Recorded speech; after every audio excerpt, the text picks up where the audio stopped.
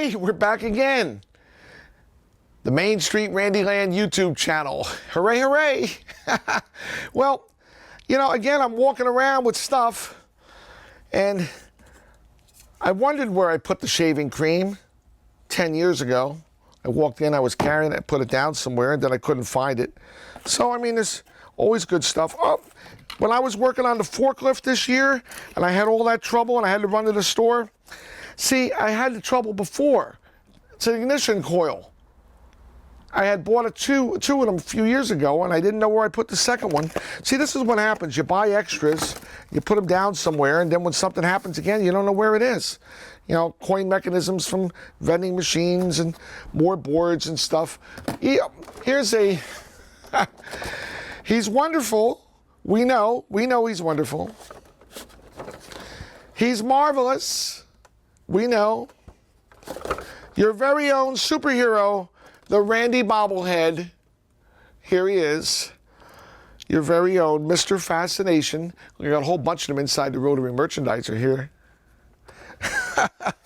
Our champion for truth, justice, and the rights of all citizens, the Fascination Master, filled with charm, poise, personality, and personal magnetism, fights his thankless, never-ending battles while dealing with the constant selfish wants and demands of the general public, all for the love of the games.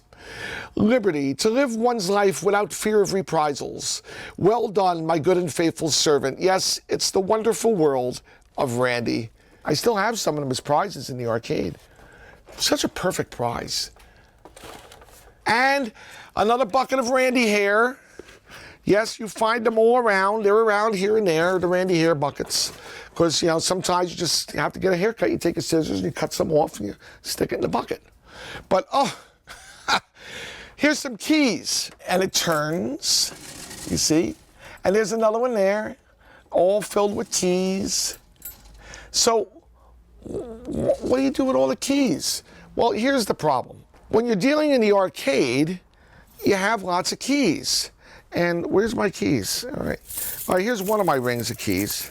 Keys wear off and they break. And some keys are used more than others, and you can bust them up. And you know, it's a pain in the neck to have to go find a place to make a key. So this is the key department at Randyland, you see? So you go over and you find the key that you need. All right, we'll do a quick set. Quick sets are pretty standard. So you go to your quick sets. You know, that's a quick set key. It might be gold, this one's silver, doesn't matter. And it's very simple. You lock your key into the key machine. And I like to measure them. You know, you ever go get a key made and you come back and it doesn't work? Well, I've done that all too many times. So I like to use the measuring thing, go through the extra process. Make sure that they're right. We'll put that in there. So you put your guard back up and just move your key over here.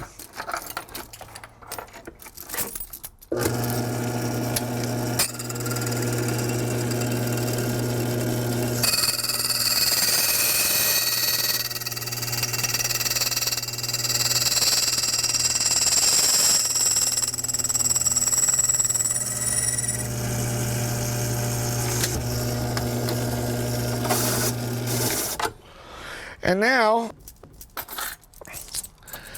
I have a replacement key. Now, I know I needed one of these because this key was wearing out, so I didn't mind doing that. But saves me a lot of time from going to the store. Now, you might wonder, and I always found this interesting. How do you make those? Right? Those are odd keys. Well, if I got any stock, I can show you. I got key stock. Oh, I got some. This is a blank one.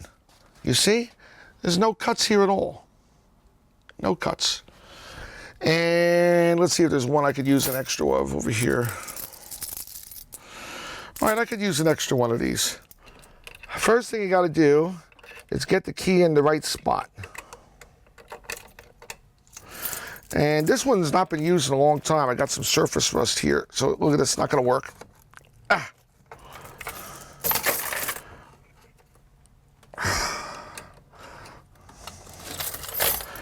Haven't used this in a while.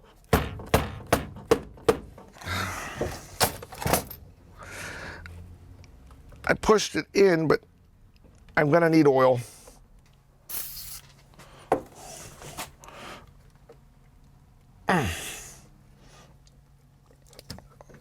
Jammed that in pretty good.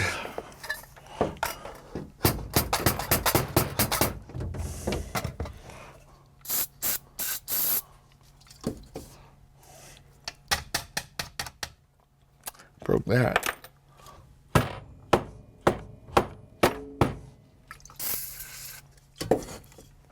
I got it in, but I can't get it back out again. Did I have a screwdriver up there? I need something. I want to break this glass. Well, I was going to try to show you how to make a cylinder key, but I can't break that free with the tools I got here, and my oil ran out of pressure. So I'm going to take this to the arcade with me when I go up there, and I'm going to get it to work. So we'll do that another time. Meanwhile, what did I do with the key I did make? See, this is how things go. You got it? All right, so at least I got one, and I got my key machine here. And this one still works fine. So I don't use this very often. How many times do I cut round keys? So, I don't know. If you remember last time we were talking about my keys, and I was trying to make a tubular key, and my tubular key machine didn't work. Well, of course, I had to fix it. Now it's not jammed. Look, it slides in nice. See? See? Now, what's interesting about this is these tubular keys. Now, this is a blank. There's no cuts on it.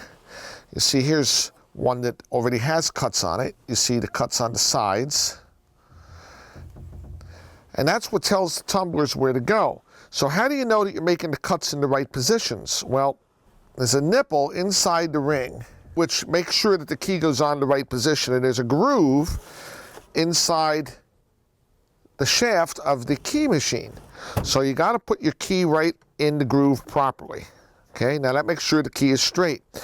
Now, it's not just this turns around. This has notches. So when I turn this, I can't turn the key because it's in a notch.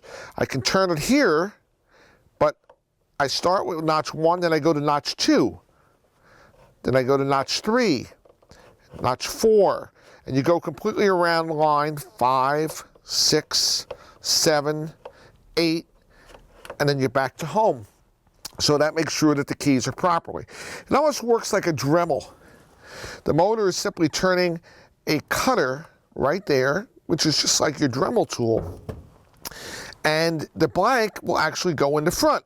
So I got to use this blank, and I'm going to put him in here, and I'm going to tighten him in. There we go. It doesn't have to be too tight. I got to pick a key if I'm going to copy one.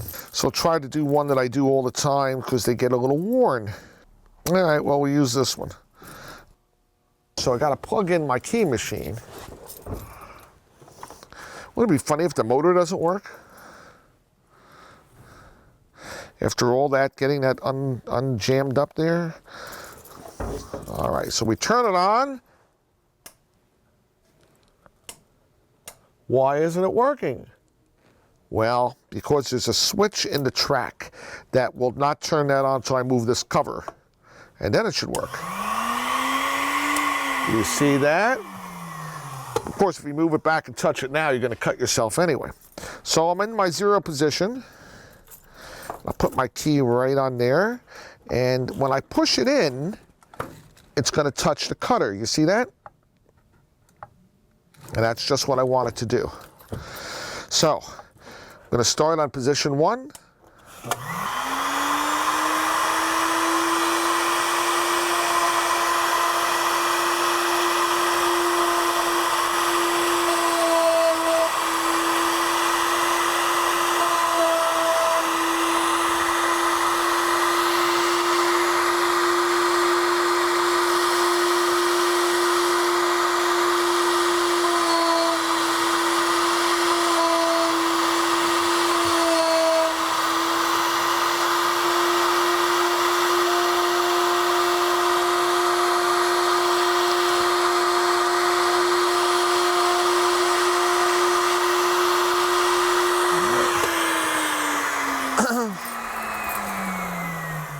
I think I'm satisfied with that, but again, now I can't turn the key out without something to hold it here.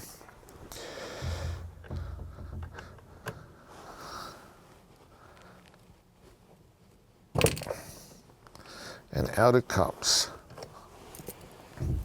And you will see that the two keys line up. There's no notches there, but as you go along, the notches all match.